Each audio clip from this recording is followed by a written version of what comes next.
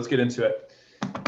Today at Brooklynify, we have an introduction to bookkeeping and reporting. So one of the most interesting things on earth, bookkeeping, accounting, etc. We're going to try to make it fun. I think that we have a good time doing accounting and reporting here at Brooklynify. So we're going to have some useful tidbits for business owners, large and small. We've got really five sections in today's webinar. The agenda is about 45 minutes, including some Q&A or before some Q&A at the end. I think we're actually going to end a little bit early based on our practice runs, but that's okay. We're going to get into the origins of accounting, what are books in general. When someone says, you know, they got 2 sets of books, or we need to check the books, or let me take a look at the books, what matters and what doesn't when compiling the books. You know, not all books are going to be presented the same way. So when people are trying to change them or figure out what's useful, we're going to take a look at what does and doesn't matter in accounting. We have some examples of some useful reports that are the deliverables or outputs from good accounting and why good accounting is necessary to get good advice and insight into your business. And then we're going to talk about the difference between bookkeeping, budgeting, and forecasting.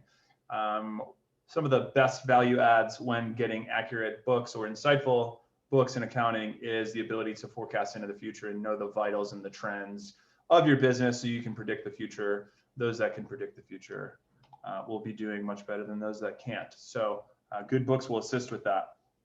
Before we get started, we ask that you drop any questions that come along the way into the Q&A throughout this webinar. Drop them into the Q&A. We will address them at the end. We do already have some questions from audience members that we're going to address at the end. We prefer to answer live Q&A at the end. A recording of this webinar will be posted to brooklynify.com/events in a few days after we chop it up, remove that 5 minutes at the beginning where Will and I were talking about beers or whatever. I don't even remember. And then let us know what topics you'd like to see in the future. Okay. And finally, it's very easy to get distracted by the internet and the ongoing Suez Canal memes are just fantastic. We do ask that you turn off your notifications if you really want to get the most out of this webinar. So thank you for addressing those things. I want you to meet part of the team of Brooklynify. Brooklynify is up to about 16 people now, which is really rad. That's some really smart folks. But this is just 2 of those members, including yours truly. I'm Shane Mason. I'm a co-founder of Brooklynify. I'm the head of the tax and accounting department.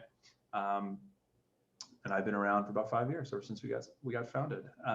Mr. William Cavanaugh here is the head accountant. He's an account manager. He's responsible for about 50 outsourced accounting clients' accounts, and he handles their businesses. He's essentially an outsourced controller, knows those businesses inside and out, and he's going to be presenting about half this webinar with us today. So right on. You can check out the rest of the team at brooklynify.com/meet us. I'm going to take the first section. I'm going to get into the origins of accounting. I'm going to take one on the nose here. This is just fun. It's a little bit of fun to get us started. What is the Merriam-Webster definition of accounting? The system of recording and summarizing business and financial transactions and analyzing, verifying, and reporting the results. Yikes. Also the work done in accounting or by accountants. That is the definition of accounting. Essentially all transactions that can happen in or around a business are the accounting. And it sounds easy, but things can get quite dicey.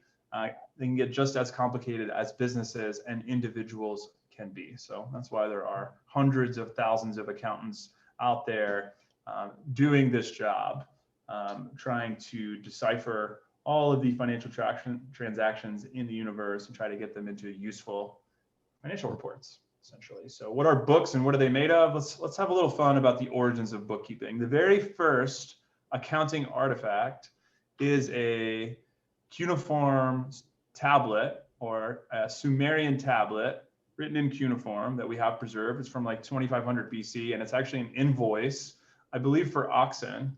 And the guy's like buying like 13 oxen, and he writes it in this cute little tablet. And that's our first accounting record. The origins of accounting of what we have today, which is called double-sided accounting, aka it balances, because there's 2 sides to it. It balances. That was actually created in the 15th century by an Italian mathematician named Luca Pacioli, who is the grandfather of accounting. Look at this guy. What a handsome fella. And I don't know what's going on with this guy, but he seems really intense.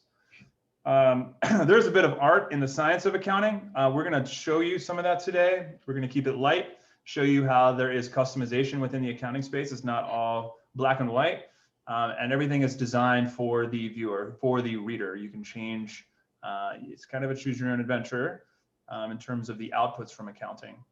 And there is a whole body of people that try to decide if you sell something over a period of time, when do you actually recognize revenue, et cetera. There are accountants that spend their whole lives figuring out the principles of accounting. So there is art and science involved. I am going to let Master William here take over to show us some examples of some accounting systems based on what we just said. Cool. So, when you're a new business owner, you got to keep track of everything that's going on with your business and recording all the financials. And typically, like I'm sure these new business owners are seeing commercials for QuickBooks and saying, is that really for me? I don't know if I'm big enough to go to QuickBooks yet. Let me start with a spreadsheet. So two of the main things that we have here that we're going to kind of compare and contrast almost is like, should I be putting all my stuff into a spreadsheet, or should I be investing in my business with an accounting system like QuickBooks? I'm a big fan of QuickBooks. That's what we use. Everything can be done in there. As Shane mentioned, from Luca in the 15th century, you have the double entry accounting. And that's super, super important because it promises you a balanced balance sheet, which is really important for reconciliations, as I've listed here, tax matters, and any kind of loan applications and any kind of feedback that you need to give to third parties, whatever it may be. And QuickBooks also allows you to automate things like your bank feed. Everything just goes straight into QuickBooks, and you have a lot of flexibility there. There's nothing wrong with doing spreadsheets. I'd probably say up until you make about $10,000 in revenue, should you make that switch. It's just there's just so much more going on in QuickBooks. There's a lot going behind the scenes that you need to take care of. And again, like we're going to get into the reports as we go through this webinar, but the reconciliations are so important because it makes sure that everything is accurate, so you have accurate reports to give to your owners and your managers. So yeah, cool. So this is basically everything that happens into kind of our modern accounting setup. All of our accountants are starting to work through the cloud. We could all work remotely, and we could get all the information from you guys remotely, analyze it, and spit it back out to you guys so you can read it. This above line, this checking accounts, credit cards, bills, loans, these are all the things that are happening in the business, and it will come into our cloud accounting software. This is why it's so important to have QuickBooks. We as the accountant could classify it in a meaningful way, and then spit out reports for the business owners to make business decisions. Cool. So this is our tech stack. So this is what we use. This is our version of that cloud accounting. As you can see, QuickBooks is in the middle. Yeah, I'm a big advocate for QuickBooks. They're not paying us to sell this to you guys, so it's just what we use. But this is how we do things, and this ecosystem is kind of made so that we could gather all the data from you guys. Again, classify them in a meaningful way and summarize it in periodical reports so that we could give it to you, the owners and the managers, so that you can make informed business decisions about your business and just watch it grow. Love a good tech stack, right? So what matters and what doesn't in the accounting world, okay? So first of all, we got to begin with the end in mind. What do we care about when we are doing our accounting? What are we trying to accomplish with that? Well, first of all, just like getting everything together, right? I mean, that's the basics. Every business owner that doesn't have an accounting system knows it, because people ask them questions, they try to do their tax return, and it's like, I have no idea what's going on. Am I successful or not? Am I even profitable or not? I think so. My balance in my bank account keeps going up. Well, just lay it out here. The goal of bookkeeping is to provide information and insight to business owners and to third parties. Third parties are really important as your business grows. We're going to get into that a little bit later. And books presented one way could be totally useless to another party, but very insightful to another, depending on what information is highlighted or how much detail is provided. To give you an example of 3 different levels of detail that are necessary, you can have way too much detail in the reports that come out of your accounting system. And a lot of work can go into managing all that detail and getting all that detail into the system, but not everyone needs it. Okay, so let's look at 3 different examples of the same amount of net income for a company, just presented in 3 different ways. So here's the most basic type of income statement as well as a balance sheet. Okay, so the most basic version of it has revenue, and it's got expenses, and it's got net income, right? So this business made $60,000. I don't really know much beyond that. That's all it's telling me here, right? So I also know that they've got about cash of $30,000 in the bank. They owe somebody or something $10,000, which gives them a net equity in the company of $20,000. If they were to pay that person, they'd have $10,000 or $20,000 left over in terms of equity, which is just another word for like, what's the value of the business? And this needs to balance, thus the balance sheet. So 30 minus 10 equals 20. Fun. So not a lot of detail there. We can see that once we add more detail to the books, here's what we're just looking at over here, but let's break these things out. And we can see that when it comes to revenue, we don't have much detail on revenue yet, but we do have some breakout on the expenses here. We can see that, oh, there's payroll within this company. All right, so we're adding more detail. We know that they've got employees now. That adds color to the story of this business. We also see that they have supplies. Okay, so it appears that this company sells things and they're spending money on supplies. And we can also see that they don't pay any tax. Well, that's odd because they had net income of 60,000.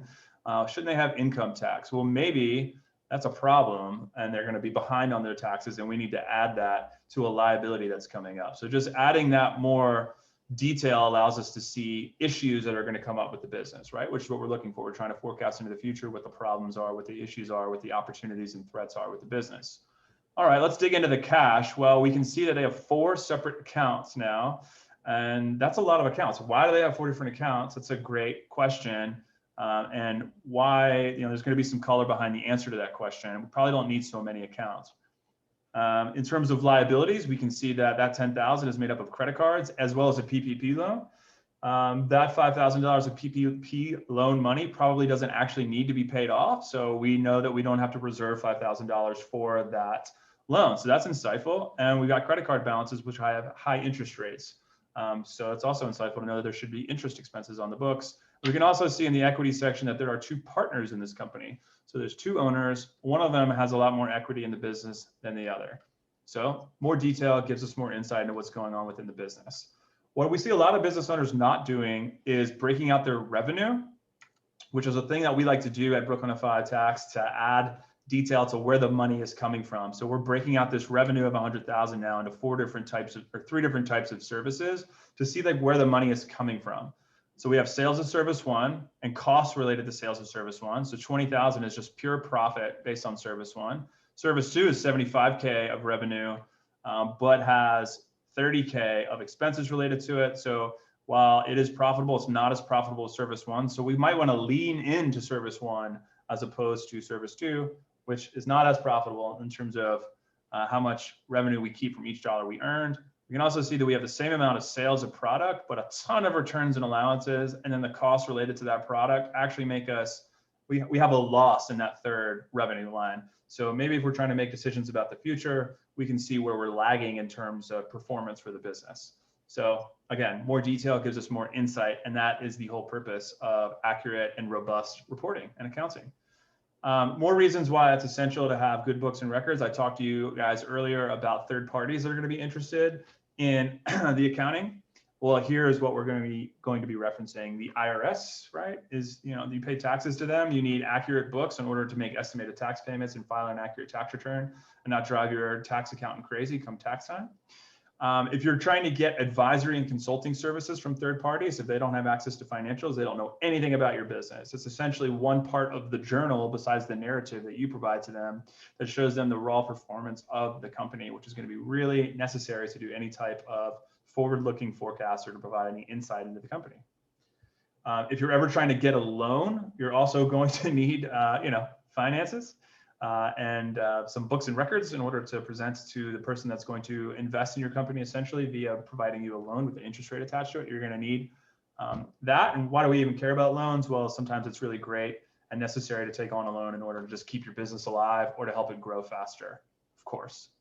And then, of course, another good reason to have great books and records is if you're going to go through the purchase of another business, they're going to want to see your books and records to make sure that you can afford it and that you're going to be a good acquisition or acquirer, because I don't want you to go bankrupt immediately after and not be able to pay for the purchase. But also, if you're going to sell your business, of course, the purchaser is going to want to see the performance of the business, just like if you're going to buy a stock or anything like that. So if you don't have accurate financial records up to date and ready to go, someone could come along and try to buy you just based on your brand or your growth. But if you don't have any financials, that could slip through your fingers. So those are all really great reasons to have accurate books.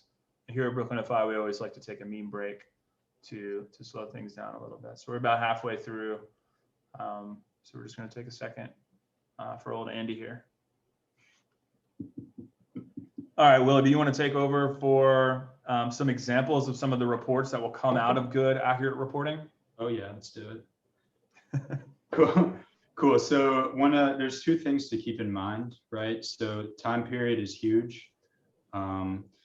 When you're looking at your balance sheet, you're only really picking one specific date. The balance sheet is always a running total of everything that's going on.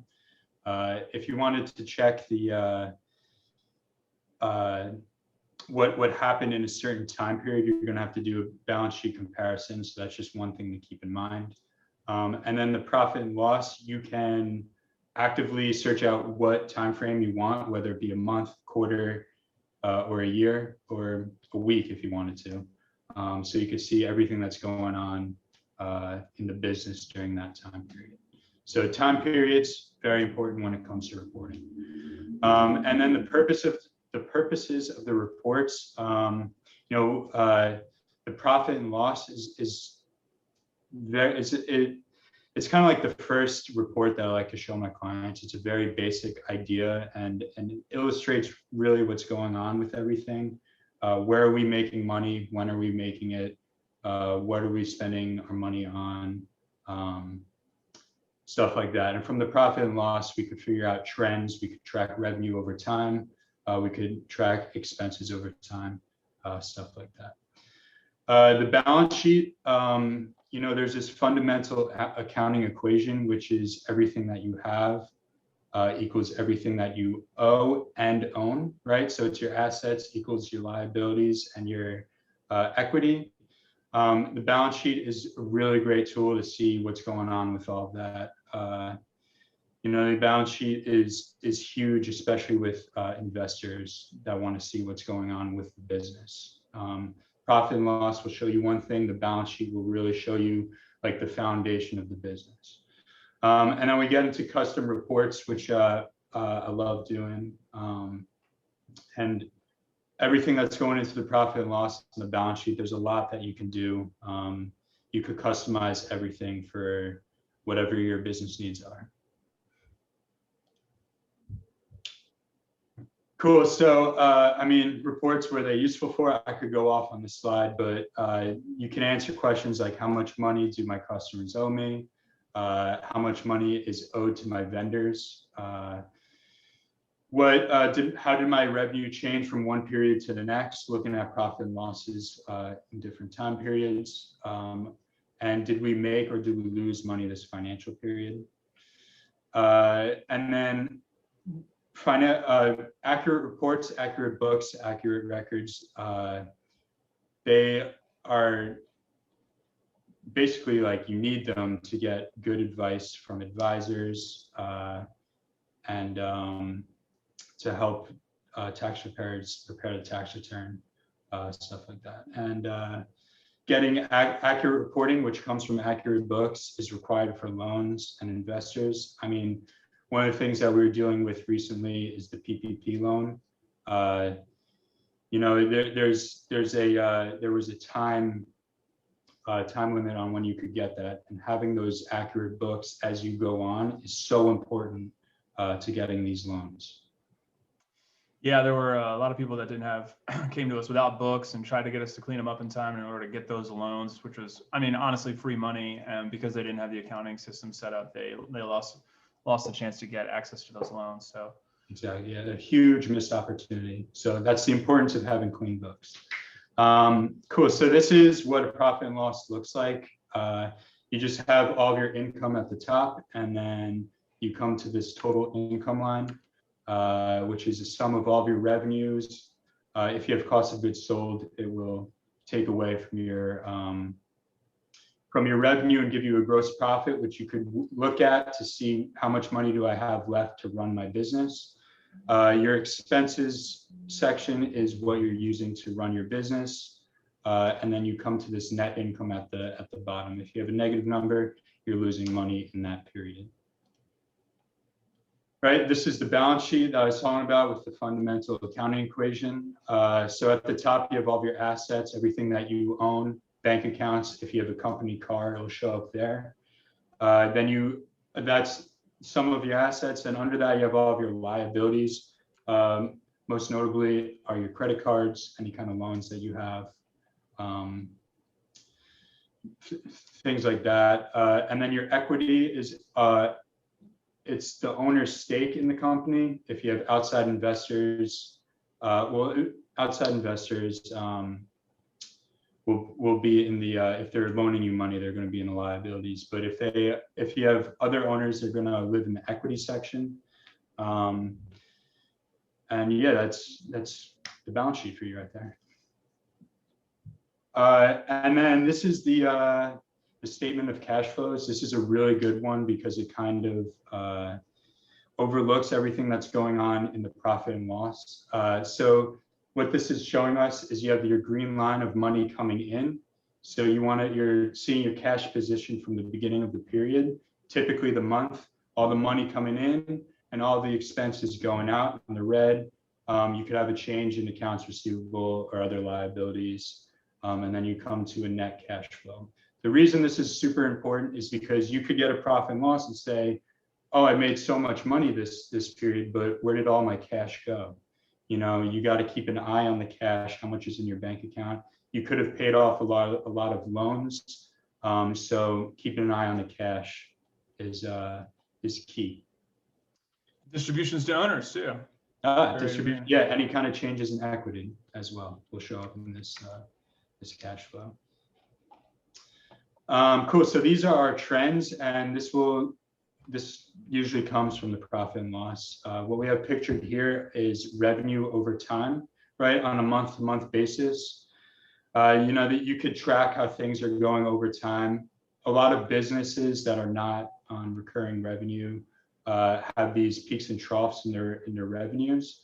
So you have these spikes. You know, as a business owner, you'll know why maybe you build for projects advance in 1 month, and you spent the next months working on those projects. So your revenue is going up and down. We like to use something called a rolling average, which is that dotted blue line that you see there.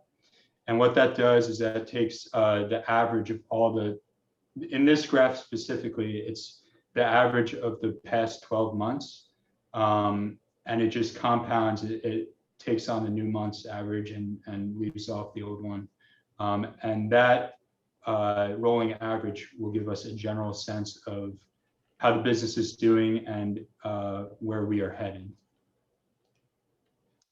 Cool. So we had one question live before I get into budgeting and forecasting, which is what a lot of people are after in terms of looking into the future. We had a live question about the difference between cash and accrual for accounting. We get that question all the time. So it's really most important for the profit and loss statement, because a lot of people want to record on the accrual basis, or they've heard about the accrual basis, and it's like the more advanced way to record the books, which is true.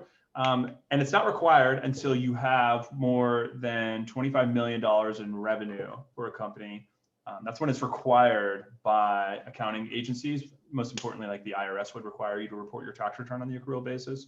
You have the option always of reporting on the accrual basis. So what is the difference? Well, for one thing, the cash is a lot simpler.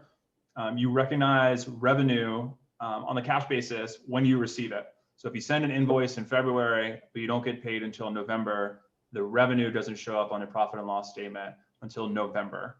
Whereas on the accrual basis, if you had sent that invoice and you did all the work necessary to substantially, to get that money in November, you would record that when you did the work. So that revenue would show up in, say, April. So why does that matter? Well, some people are trying to match the expenses relevant to the revenue. They're supposed to be close together. So if you provide the services or you sell a good in February, but you don't get paid until November, on the cash basis, there's going to be a big mismatch between when you get the money and when you actually perform the services. The accrual kind of tightens that up. Now, the thing about accrual is it requires some thought, right? So it requires a human being to go in there and say, well, when did the services actually get performed? Like, let's say you have a 2-year contract to provide services over time and you do most of the work in the first 2 months and the rest is just maintenance. Obviously, human beings need to get involved and determine, look at the contracts and determine when that services were actually performed. So because there is more human element involved, it's just more expensive to have bookkeepers and accountants record your books on the revenue on the accrual basis. So some people hey, I want to record my books. Like, for example, we charge, I think, at least $300 a month more to go on the accrual basis, just because it's harder. So it requires, manual entries. Cash basis is much simpler. It's usually a lot better for business owners as well in terms of taxes, because you can just move a bunch of money out the door in December. You can buy, for example, you can buy a bunch of prepaid contracts, like a year of insurance, or you can buy a bunch of equipment and write all that off in the year. That's some good year-end tax planning for businesses that are on the cash basis. There are some other differences. Typically on a balance sheet, you wouldn't see accounts receivable or accounts payable on the cash basis. You don't really have those. Those don't show up on the financials unless you're on the accrual basis, because you're accruing for the balances due and for the receivables. So thank you for that question. Those are the main differences. It's cash is easy and cheaper for small business owners. 99% of our outsourced accounting clients are on the cash basis. We have a few on accrual, but we have one of them on accrual, especially because they have some international issues that require it. They're a little bit bigger. So anyway, let's get into the budgeting and the forecasting. I hope I answered your question, Morgan. Let me get into the budgeting and forecasting now, like what that is. Let's talk about the differences between budgeting and forecasting to begin with. So budgeting is essentially building a plan for the year, usually a year in advance. And we're trying to come up with a structure, or like I like to compare it to an architecture, like a plan for the year, right? So it's January or it's February or whatever month it is. You can build a budget for 3 months. You can build it for 6 or 12. Most people do it on an annual basis. You're going to build that budget, and then within our expectations, with those assumptions on what's going to happen within that budget, we're going to try to hit those targets and strive to reach those targets so that we can achieve our goals for the year, right? So if I want to hire someone in July, I need to generate enough revenue and enough business in order to have the net income and the cash flow to hire that person. It's a really basic way to budget. And if we miss those targets, we're probably not going to be able to leverage that new person to grow even more, if that is the goal of the business. So it's a course or a direction for where the business is heading. Most of the time it's done on an annual basis around the beginning of the year. Now, forecasting, oh, by the way, you're also going to be comparing your actual results versus the budget throughout the year to see if you're on track for your goals that you set up at the beginning of the year. And if you're getting far off course, you might need to adjust your budget for the remainder of the year. Let's say 6 months in, it's June, you want to adjust your July to December budget. But that's budgeting. Now, forecasting is a little bit different. Forecasting is actually trying to engineer the future, and it's usually in a much shorter time period. So you're looking 1 year or 1 month out. Let's say it's March right now. our company typically does in the third week of the month. We look at the next month and we try to say, all right, what invoices are going to get paid? Which ones aren't? Do we hire someone? Are we letting someone go? Are we having a big software expense, a big project? Let's plug all that into our forecast for the next 1 month, 2 months, 3 months to see where our cash is at, our liabilities are at. Do we have a big loan coming due? Do we have the cash available for that? So it's looking into the near future and trying to get an idea of where you're going to be in the next few months. You should set up a routine every month of doing that, in my opinion, to make sure that you can engineer the near future and you can take away some of that anxiety to help you sleep at night. Both budgeting and forecast are based on critical assumptions about the business as well. So some assumptions are as basic as this person's going to pay me next month, right? So I got an outstanding invoice from that person, and I know that because my books, I have my invoices in my QuickBooks, and I can see that the invoice was due last month, and they're usually about 20 days late, so it should become due now, or whatever you're using in the assumptions for when you're getting paid. Or I know that salaries are going to be around 33% of the revenue of my company because I've got a service-based business, and as our revenue goes up, I got to hire more people. And I want that to be around a third of the revenue of the company. So it'll trigger, I can see when I need to hire people based on that. Also, if the salaries become 40% of the revenue, I probably have capacity for more work. If it's only 20% of the revenue, everyone's probably really stressed out because they're working really hard and we're stretching them out. And of course, assumptions like revenue per year. Maybe you have a subscription business and it goes up around 5% per year. So these are all some of the assumptions, critical assumptions we use to build these forecasts and these budgets. Now, how do we know these things? We could use our gut, which is not great, or we can use data. And where does that data come from? Accurate accounting, right? Looking at historical transactions to see what has happened in the past, so that we can extrapolate that into the future and learn more about the actual vitals and the story and the narrative of the business and the key ratios, rather than just going with our gut, because nudges and hunches aren't going to get you far in finance. We have some examples of some of the reports that we like to build for our clients that show the actual results, like operating profit margin. Like, what are you actually keeping from your company from every dollar of revenue that you have? 7%. We can measure that trend and see that over time in the past so that we can project it into the future. How long does it take? How many days do our accounts sit in receivable? Like, how long does it take for people to pay us? On average, this business takes 83 days to get paid. That's terrible. We need to fix that. That's one way to generate more cash flow for the business, to get it in earlier so we can leverage it to grow faster. So that's a KPI, key performance indicator, that we would want to keep track of. All of our outsourced accounting clients get specific KPIs for them. Did I duplicate this slide? Whoops, looks like a dupe.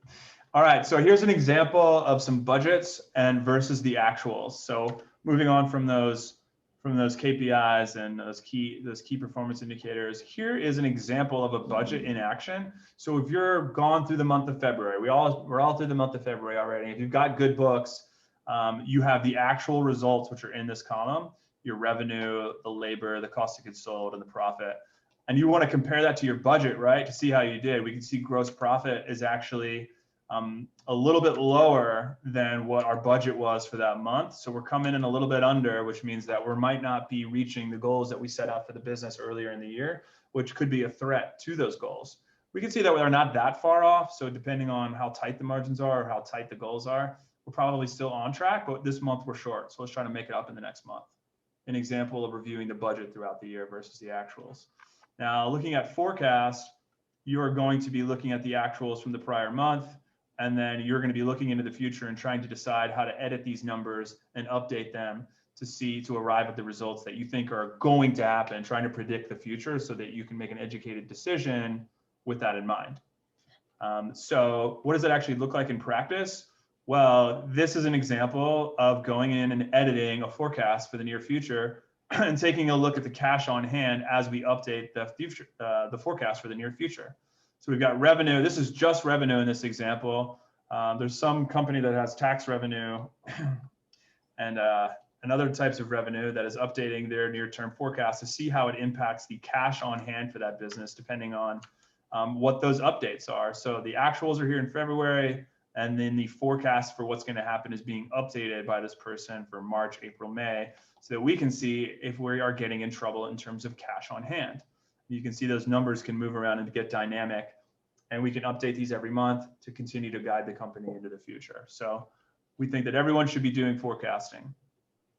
In conclusion, budgeting and forecasting, we are tracking data in the past with accounting and getting informed, educated information from that accounting, getting good data like scientists do to forecast into the future and try to predict what the future holds for us.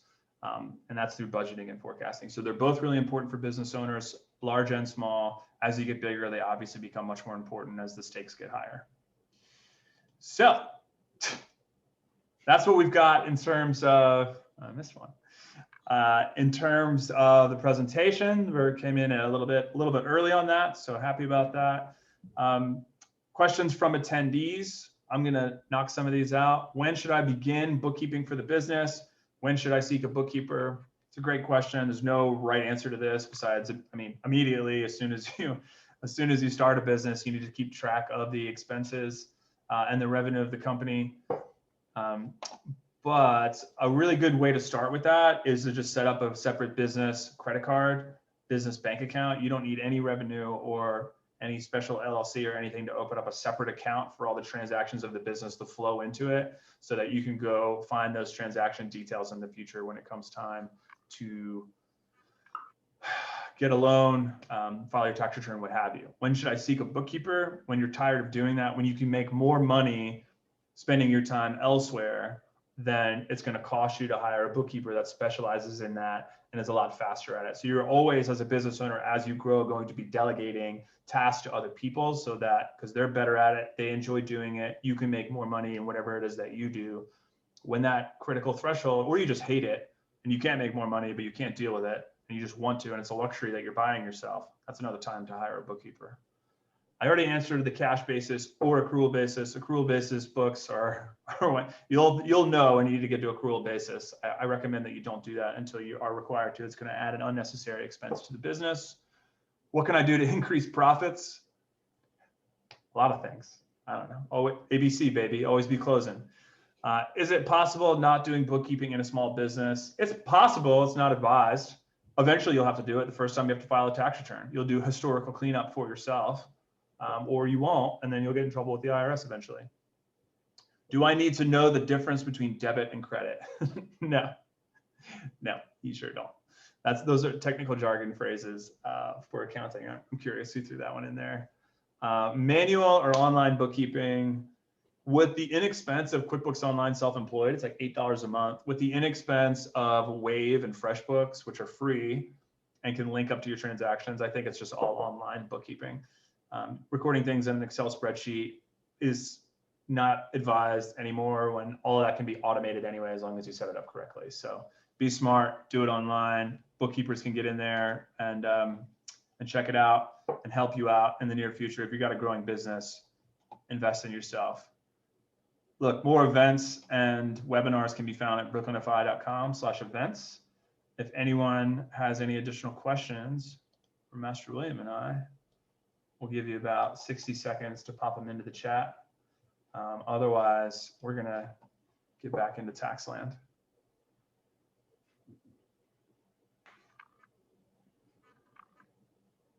Will, I missed that umbrella. Is this oh, I think that's for you. Is it a denim shirt? I said chambray earlier, and Ekam got mad at me. She said it's denim.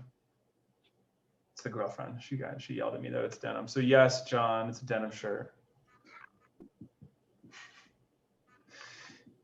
All right, you're welcome. All right, so that's the only question we got in the chat. Everyone, thank you for coming to our webinar today. It's been a lot of fun chatting, putting together these slides. Lots of good Suez Canal gifts out there. Thanks again, everyone. Enjoy your Thursday evening. Talk to you soon. Thanks, guys.